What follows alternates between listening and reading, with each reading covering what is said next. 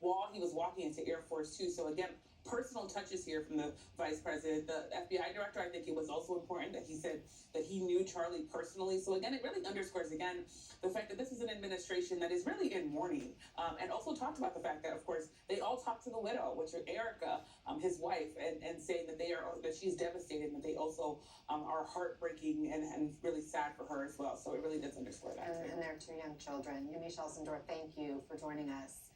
And that does it for us today. Thanks so much for tuning in. I'll see you back here Monday. For now, I'm Ana Cabrera reporting from New York. Chris Dancing continues our breaking news coverage after this.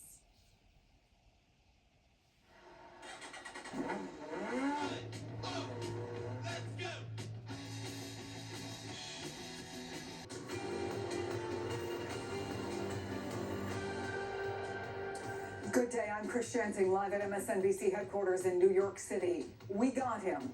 Officials announcing the manhunt has ended and they've found their suspect in the assassination of Charlie Kirk. The new details we're learning about him, how he landed in custody, and the disturbing messages that were found written on bullet casings. Plus, we will go live to Capitol Hill for reaction to the arrest and the widespread security concerns after the assassination as lawmakers scaled back their public events. And the governor of Utah urging the public to log off, not view the videos of Kirk's killing that spread rapidly online. We'll talk to a child psychologist about the impact of graphic, violent videos and whether it's time to restrict what can be online. A lot to get to on a Friday, but we start with that breaking news. The governor of Utah, alongside FBI Director Kash Patel, confirming that 22-year-old Tyler Robinson of Utah has been taken into custody in the shooting death of Charlie Kirk. Ladies and gentlemen, we got him. On the evening of September 11th, a family member of Tyler Robinson reached out to a family friend who contacted the Washington County Sheriff's Office with information that Robinson had confessed to them or implied that he had committed the incident. The suspect was taken into custody at 10 p.m. local time. In less than 36 hours, 33 to be precise, thanks to the full weight of the federal government and leading out with the partners here in the state of Utah and Governor Cox, the suspect was apprehended in a historic time period. Robinson has not been charged yet. That is likely to come next week. But while the investigation is ongoing, the governor says there's no current information that might lead to any more arrests. Today's press conference gave us our first indication of what may have led to Wednesday's shooting. Family members told police that Robinson had become more and more political in recent years, apparently discussing Charlie Kirk specifically and the reasons he didn't like him. But how that developed into a plan to allegedly shoot and kill the conservative activist is unclear. Director Patel said today they are still running down leads, 11,000 of them at last count. But it is clear that they feel they have their man, a stunning breakthrough at a time when law enforcement had appeared to be at loose ends, admitting just last night they still didn't have a name of a suspect or any idea where he might be. I want to bring in NBC's Aaron Gilchrist in Utah. Peter Baker is chief White House correspondent for the New York Times and an MSNBC political analyst. Ed Davis is former Boston police commissioner who helped lead the manhunt for the Boston Marathon bombers. Aaron, I understand we just got the probable cause affidavit, so bring us up to speed. What does it say? Yeah, our producer here in Utah with us has been able to obtain some of the documents that have been filed so far. We're still going through some of that information, but it does detail much of what the governor said in the briefing here earlier today. There was some indication of what the officials here hope to be able to charge Mr. Robinson with at some point over the next couple of days. The governor said they do have a few days to finalize the charges that they will bring against Mr. Robinson. At this point, though, we do know a few details about how this arrest came to be. You noted, and the governor said in his remarks here, that it was a family member and a family friend who helped deliver Tyler Robinson to law enforcement in Washington County. Washington County and the area where we believe he was ultimately taken into custody is about a 3.5-4 hour drive away from where we are at Utah Valley University. And so there was a considerable distance between here and there that Robinson was able to go before he ultimately was brought into custody. These documents, these court documents, also indicate that the arrest of Mr. Robinson was actually made today, as opposed to last night, where he was taken into custody last night. But the arrest, the booking photo that we've been able to see apparently happened at some point today. We don't know at this point whether he has been talking. We were told by the governor that there were interviews done with family members and Robinson's roommate in Washington County in the overnight hours, and they were able to get some information that led them to believe he, to some degree, confessed or implied that he committed the shooting here on Wednesday afternoon. And then investigators were also able to look at some messages, they say, between Mr. Robinson and his roommate on his roommate's phone, and there was a reference to a rifle in some of those messages. I want you to hear some of what the governor had to say about that. The content of these messages included messages affiliated with the contact Tyler, stating a need to retrieve a rifle from a drop point, leaving the rifle in a bush, messages related to visually watching the area where a rifle was left, and a message referring to having left the rifle wrapped in a towel. The messages also refer to engraving bullets and a mention of a scope and the rifle being unique. And so we heard the governor and FBI Director Kash Patel laying out quite a few details, more than we expected to hear from them about the arrest and about the development of this investigation at this point. I think partly to explain to the public why they feel confident that this person that they've arrested is the person who committed the crime here. And Chris, I think it also gives us an idea about what sort of information will be presented when this case goes to trial at some point in the near future. Aaron, thank you for that. So, Commissioner, you know what it's like to be in the center of a high-profile manhunt. And in the end, the key events were very similar, right, in that you had a video, stills from the video, tips from the public. President Trump actually talked about that this morning. Take a listen. Inscriptions on the three was a minister, and the minister went to a minister who's involved with law enforcement, by the way, and his good friend is a top U.S. Marshal, and they took it from there, and then it was a father got involved, namely his father, and said, we got to go in, and so they understand it, and again, subject to change, but, you know, the facts are the facts. We have the person that we think is the person we're looking for, but they drove into the police headquarters, and he's there now. Commissioner, tell us your thoughts on what investigators laid out today.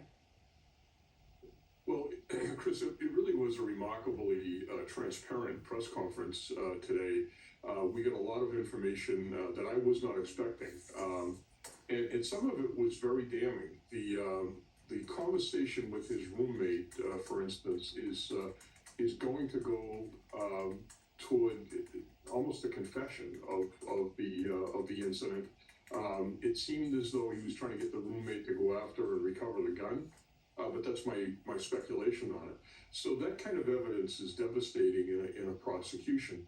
But overall, 33 hours is a very short period of time to go from nothing as far as an ID to being able to have this guy in custody. Clearly, his father played an enormous role in this, and he's to be complimented. I cannot imagine the stress that he went through during the course of this process. The bottom line is a very dangerous criminal is off the street, and it was done in record time with great transparency. So I'm very happy with the way this thing worked out. But one of the more interesting pieces of information was about the engravings found on bullet casings, and here's what the governor said about that. Inscriptions on the three unfired casings read, "Hey fascist!" exclamation point, "Catch!" exclamation point. Up arrow symbol, right arrow, and symbol, and three down arrow symbols. A second unfired casing read, "Oh Bella Ciao, Bella Ciao, Bella Ciao, Ciao Ciao," and a third unfired casing read, "If you read this, you are gay, LMAO." I will leave that up to you to interpret what those engravings mean. I think the clearest one that says "Catch Fascist," there's not and by the way, that's like catch like a ball, catch this. I wonder what you make of that, what it tells you in the overall investigation and as they go to begin putting together a case. Well, for me, first of all, it shows premeditation and a political motive, an extremist that we're dealing with here. But also, some of these things don't make a lot of sense, and it almost seems like there might be some type of psych problem here. It would be hard to drill down into that and get an understanding of what they're not congruent, those statements. So I don't quite get it, but that's not unusual when you're dealing with somebody that decides that this kind of violence is appropriate, and we're probably right on the edge of psychological breakdown or some type of psych problems. And that's why they say, let's be clear here, we're continuing our investigation. But in the meantime, Peter, it was unconventional, I think we could say, but not necessarily surprising that President Trump made the arrest announcement, even as he said he might not be getting all the details right. We heard him say that. But let's talk about the context, because Kash Patel has been under a ton of pressure here. So much so that the White House actually put out a statement this morning defending him, saying in part, Director Patel is working night and day on this case. Anyone who doubts his resolve and dedication is using this extremely sad moment in a disgusting act of political gamesmanship. Does the White House see this as vindication for Patel? Well, certainly better that they've got this man in custody right now than it was last night when people were asking those kinds of questions. Kash Patel, of course, had relatively modest experience, let's say, compared to other FBI directors when he came in, so he was on the hot seat here. This is the first big test in some ways of his leadership. He went there personally. He took this personally. This is somebody who traveled in the same political circles as he did. And I think obviously he was very relieved this morning at that press conference. First thing he did, of course, was to thank President Trump, which suggests, the focus that he has on making sure that he stays in the president's, best graces. But we'll see where this goes. Obviously, we only have begun to unearth where this case may take us and what the FBI and local authorities will discover about the shooter and where what it tells us about our politics today. But it's a fascinating moment. You're right, to see the president himself make that announcement almost in a seemingly off the cuff kind of way on a morning show. And I think you laid out importantly the two important facets of this. One, obviously, is the ongoing investigation, the legal case that will come out of it, but also what it means for our politics writ large. The governor, Peter, tried to appeal to people not to use Kirk's death as fuel for more violence. Let me play what he said. Political violence is different than any other type of violence for lots of different reasons. One, because in the very act that Charlie championed of expression, that freedom of expression that is enshrined in our founding documents, in having his life taken in that very act makes it more difficult for people to feel like they can share their ideas, that they can speak freely. We will never be able to solve all the other problems, including the violence problems that people are worried about, if we can't have a clash of ideas safely and securely. Especially those ideas with which you disagree.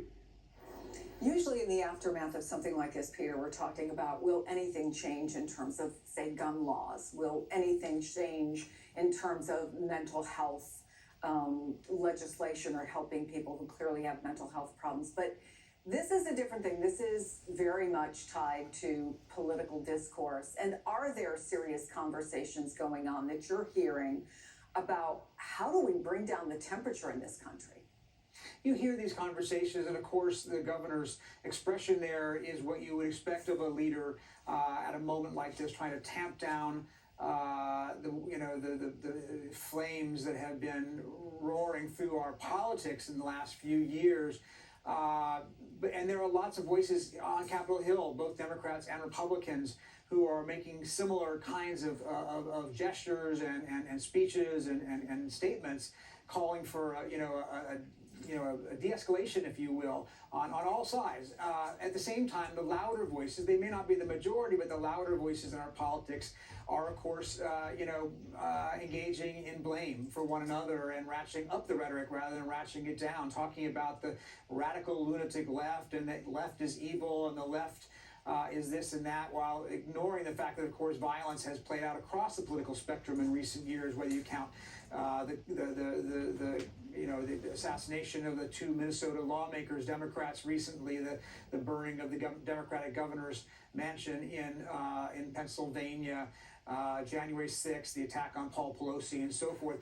But if we saw the assassination attempts against Donald Trump, two of them last year, not change the overall political discourse, I don't know whether this will or not. Has it shocked the conscience of a country enough to say, let's rethink how our politics is being communicated these days, how we have these debates, which are important and vital to a democracy, without inflaming people who might take it the next step? So let me bring in former FBI Supervisor Rob D'Amico. Look, Rob, there was a back and forth at the beginning of the press conference. When you get a suspect in 33 hours, not a lot of people got a lot of sleep. They were talking about maybe an hour or 90 minutes if they were lucky. This investigation, though, isn't over. Maybe they'll get a few hours sleep, but the FBI, other law enforcement, are putting together a case that they believe they can make pretty airtight. So right now, what are they doing beyond what we already heard, what they have at this point? Well, the priority is, one, if he is talking to investigators, if he's talking to detectives or agents, you want to be able to support that interrogation. With electronics, you want to really rapidly start looking at that. Emergency search warrants and getting that down.